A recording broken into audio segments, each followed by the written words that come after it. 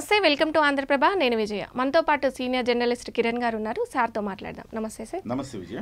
Sir, కర్ణాటకలో game changer movie ban చేసినట్టు social మీడియాలో వార్తలు వస్తున్నాయి. దానికి సంబంధించి పోస్టర్ అనేది ఇంగ్లీష్లో ఉందని చెప్పేసి అక్కడ ఫ్యాన్స్ ఆగ్రహం వ్యక్తం చేస్తున్నారు. దానికి సంబంధించి అంటే ప్రతి చోట విజయ అతివాదులని ఒక సెక్టర్ ఉంటుంది ప్రతి చోట. ఇప్పుడు తెలంగాణలో మొన్నటికి మొన్న అల్లు అర్జున్ సినిమాకి సంబంధించి వివాదం రేగినప్పుడు మా దగ్గర మీరు ఎందుకు ఉండాలి, వెళ్ళిపోండి, మా దయా దాక్షిణ్యాలతో ఉన్నారు, మా త్యాగాల ఫలితంగా ఏర్పడిన ఈ తెలంగాణ భూమిలో మీరు ఉండద్దు, మేమేదో మీకు దయదలిచి అక్కడ మా త్యాగాల ఫలితంగా మీకు అక్కడ భూములు ఇచ్చాము, ఇలాంటి మాటలు కొంతమంది మాట్లాడారు. చాలా బాధ అనిపించింది. సో వాళ్ళని మళ్ళీ అది తెలంగాణ అభిప్రాయం అనుకుందామా? కాదు. కొంతమంది అతివాదులు ఉంటారు. వాళ్ళు ఏం చేస్తారంటే మీడియా ఫోకస్ కావాలి, నేను కూడా కనపడాలన్న ఉద్దేశంతో చేసే ఒక దుశ్చర్య అనాలి. తెలంగాణ ప్రజలు చాలా సహృదయులు, భోళా శంకరులు అనాలి. హ్యాపీగా అందరిని అక్కుని చేర్చుకుంటారు, అందరితో దోస్తానం చేస్తారు, అందరితో మంచిగా ఉంటారు కదా. ఏ ప్రాంతమైనా తెలుగు వాళ్ళ పట్ల ఎందుకుంటారు తెలంగాణ వాళ్ళకి? అది ఎందుకంటే హిందీ వాడు, గుజరాత్ వాడు, మరాఠీ వాడు, బెంగాలీ వాడు వచ్చి ఇక్కడ బతుకుతా ఉన్నారు. వాళ్ళందరూ బతకంగా లేదు, పక్కన తెలుగు వాడు బతకద్దా? కాబట్టి కొంతమంది అతివాదులు చేసే ఒక చెత్త చర్య అనుకోవాలి విజయ. అలాగే గేమ్ చేంజర్ కి సంబంధించి ఇక్కడ కూడా సెన్సార్ వాళ్ళు అభ్యంతరం పెట్టారు, మీకు తెలుసో లేదు. గేమ్ చేంజర్ పేరు తెలుగులో పెట్టాలండి మీరు అని సెన్సార్ వాళ్ళు అబ్జెక్షన్ చేస్తే, లేదండి ఓవరాల్ గా మేము హిందీ ఇంగ్లీష్ లోనే తీసుకున్నామని చెప్పారు వాళ్ళు. గేమ్ ఇప్పుడు పాన్ ఇండియా సినిమాలు అయిపోయినాయి విజయ. పాన్ ఇండియా సినిమాలు అయినప్పుడు తెలుగులో మనం టైటిల్ ఎట్లా పెడతాం? పెట్టలేం.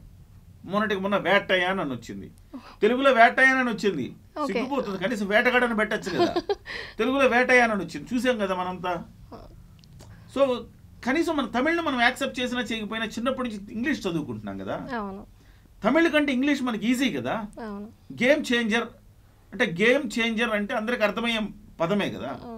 సో కాబట్టి నిర్మాతలు కన్విన్స్ చేశారు వాళ్ళని. మీరు వేటయానికి మాత్రం వేటయానిగా ఇచ్చారు. చాలా సినిమాలు ఏమంటే బిగిలి ఏదో సినిమాలు ఉండే 2-3 విజయ్ సినిమాలు కూడా అట్లానే వచ్చినాయి. తమిళ పేరు మనం ఇక్కడ యాక్సెప్ట్ చేస్తున్నాం, కానీ వాళ్ళు యాక్సెప్ట్ చేయకుండా బ్యాన్ చేస్తామని అంటున్నారు. అది అతివాదులు చేసే.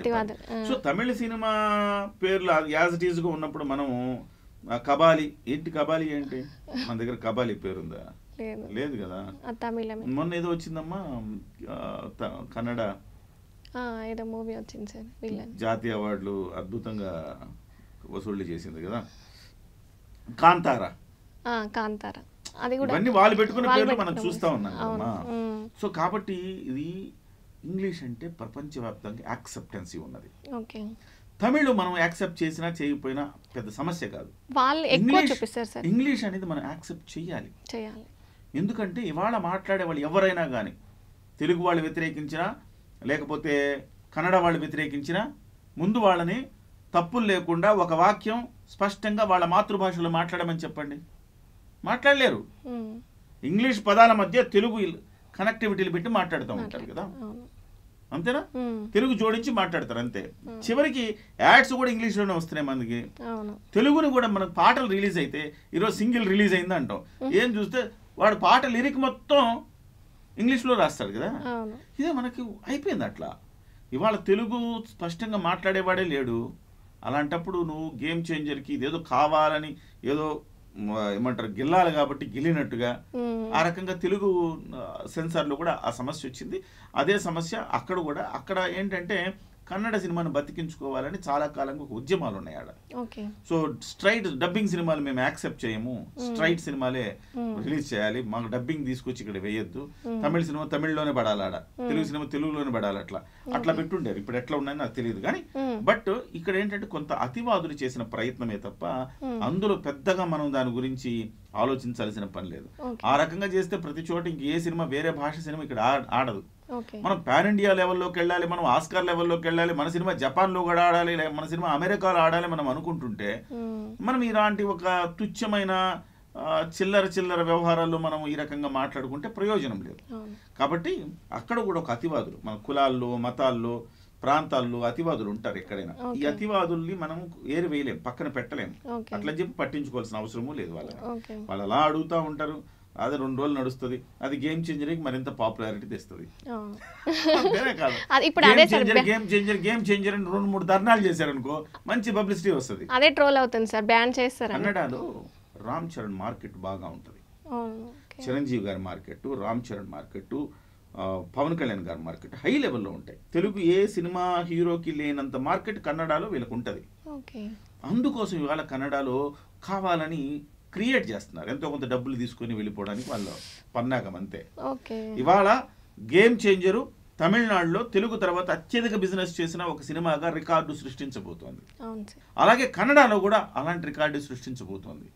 తెలుగు, తమిళ, కన్నడ, కొంచెం మలయాళంలో అల్లు అర్జున్ సినిమాల కంటే కొంచెం తక్కువే ఉంటాయి వీళ్ళ సినిమాలు.